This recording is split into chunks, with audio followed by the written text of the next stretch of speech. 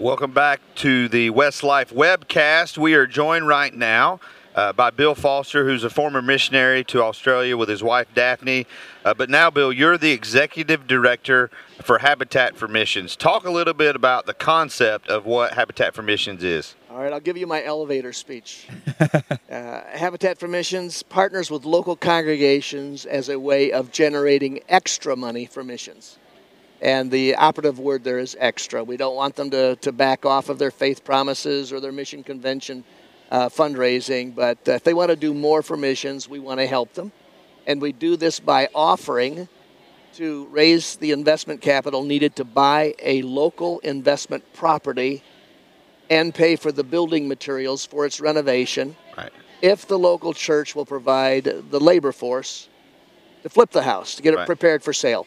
Once the house is sold, then we donate 90% of the profit to the missionary of their choosing. Wow.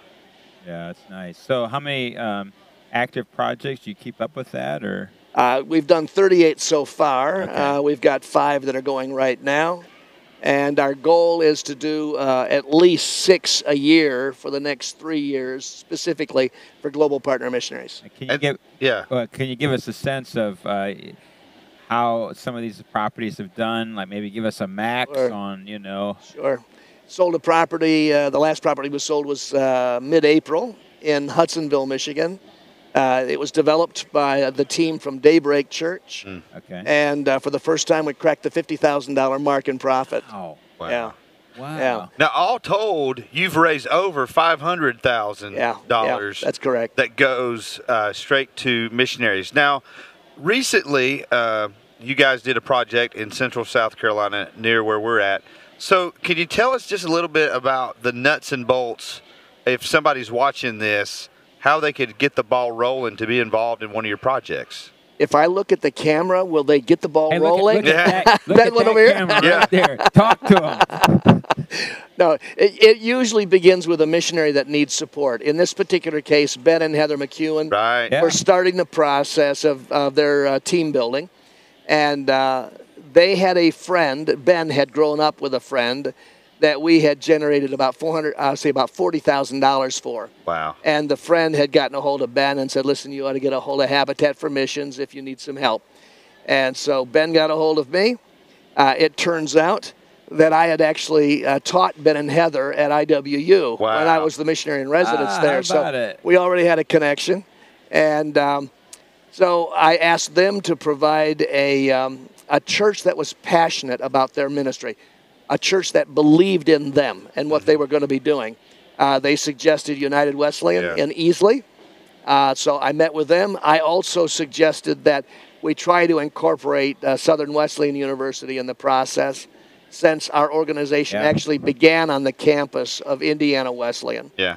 And we got a good response from SWU, and so they had representatives there. We kind of laid out the program. They bought into it. The church had me come and speak. They voted to, that week, they voted to go ahead with this thing. And as a result, we started looking for a property, found one very quickly in about a month's time. We purchased it. They started working on it, I believe, if I remember correctly, in January of this year. And they're only a couple of weeks from being done. Wow. And so hopefully by the end of June, that property will be on the market. In this particular case, we anticipate the generated profit will be around $15,000. Wow. Which these days is probably on the low end of what Okay. we're making. It just depends on the local market, Sure. what's happening with the property market. Right. But the fact of the local church, the volunteer labor, it's really what makes all Exactly this right. possible. Yeah, yep. And I have a philosophy, whether it's right or not, I won't chisel it and grant it, but I have a philosophy that generosity inspires generosity. Yeah.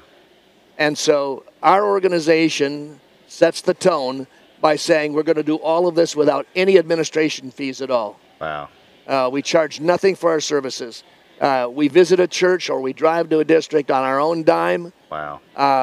What we do to help generate more for missions. That's wonderful. Hopefully that inspires the local church, Right.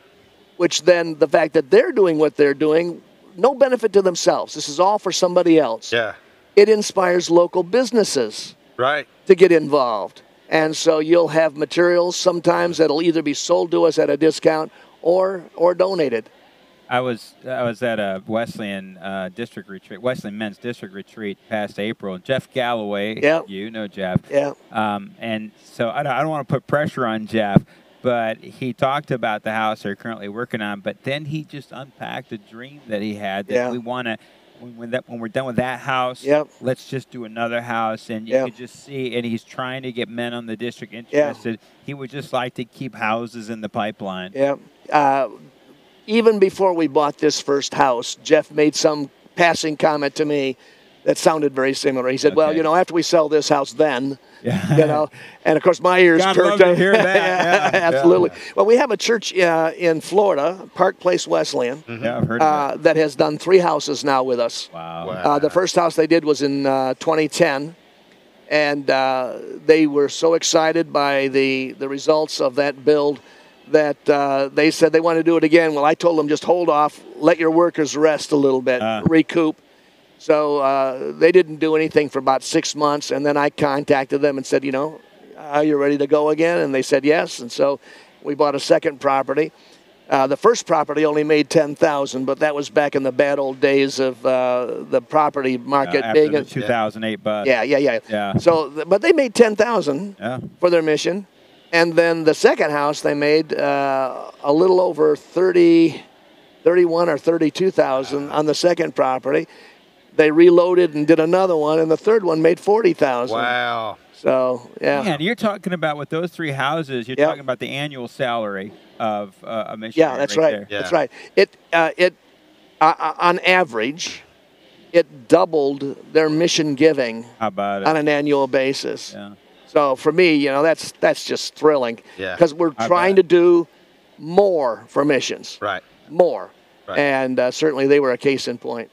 I know the other night during the Global Partners service, they talked about if every Wesleyan church member over a course of a year gave 21 more dollars. They really broke it down into small numbers. If every church over a 3 or 4 year period gave $2,000 more dollars, and I'm just thinking, you're talking $10,000, $15,000, and that may be, as I'm sitting here thinking, within my single local church, we probably couldn't do that project. But there's 4 or 5 churches in our county where if we went in, we could make a big difference. And so if you got 5 churches and they're asking us to increase our giving $2,000 over 4 years, and we all go in together doing the house, I mean, you drop it in. What you're doing is just so exciting for me. So tell everybody the website or how they can contact you, because this is it. I mean, this is just this amazing thing. So how can people get in touch with you? Okay. The website is www.habitatformissions.com. Our email address is habitatformissions@gmail.com. I do have a cell phone number I'm happy to give out, 765-506-6733. That's 765-506-6733. Would love to work with people. If I might just, how are we doing time-wise? No, you're good. Okay. You're good. Okay. You talked about breaking things down. We have this weekend committed ourselves to generating $500,000 for this new initiative that Global Partners has instituted. And if we're going to do this by 2020, here's the breakdown. All we need is one church from each Wesleyan district in North America to partner with us on a renovation. We'll romp it in. Just one house from each district. Between now and 2020. That's right. I mean, it could be a walk in the park. That sounds doable. Yeah, it does. Yeah.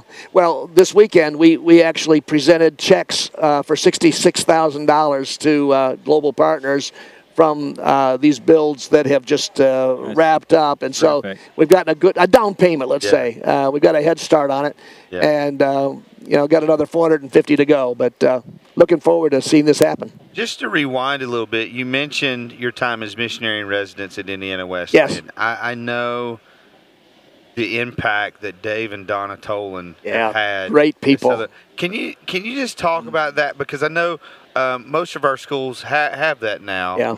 But talk about you talked about the connection with Ben and Heather that you didn't even realize was there. Talk about the importance of that program, because all of those missionaries in residence rely on donations. They're supported through Global Partners. But talk about just the importance and the impact that the missionaries in residence have had. Sure, it is. It's spectacular. I mean, you're recruiting future missionaries. You've got kids 18 to 22 that are at a crucial time in their life, making those life choices of what they're going to do as far as a career, who they're going to do it with as far as a life partner, where they're going to live, and to be in that locale where there are somewhere between 1,000 and 3,000 young adults, many of whom are experiencing the call of God on their life into missionary service, to be able to give into that, to be a part. It's exciting. It really is. And it was probably the only reason that would move me off the mission field. My wife and I were planning actually on retiring in Australia. Seriously, we bought a house. Yeah. We bought a house. We were Australian citizens. We never thought we would leave. But Global Partners did bounce the idea of us coming back and doing the missionary in residence. And my wife laughed when that was first suggested. She said, "Why would we leave Australia?" But we prayed about it and started thinking about it and decided, you know what, to invest the last decade of our lives into young adults that might do what my wife and I did for 31 years. Yeah. Maybe that wasn't a bad option, for that last decade. So we ended up taking the position at IWU. We were there for 3.5 years. At that time, Habitat for Missions was launched as a way of helping these kids, and it took off from there, and it now is my full-time job. So. You are a great spokesman. I'm just telling you right now. When I saw the video the other night, I said to myself, we got to get that guy on the show. Yeah, and so, hey, you heard the challenge from Bill. Habitat for Missions, we need every district to do one. You've got 4 years. Yeah. We're not talking like, man, you got to flip this house by December. You have 4 years to do it. I want to see it happen. I want Bill to be back here with us, Lord willing, in 2020. In 2020. I want that check to be huge. I want it to be so big you got to print it out on poster board to present that to Global Partners. Listen, we can make this happen. We can double the number of missionaries. It is within our grasp. Bill, thank you so much for your passion and for your service and for what you're doing now. It is absolutely incredible. So we're going to go to a commercial break. We're going to let Bill go. He's got a booth. He's got a man, and get people to help him build some houses. But here's a word from one of our sponsors, and then we'll be right back with some news and commentary. All right, Bill.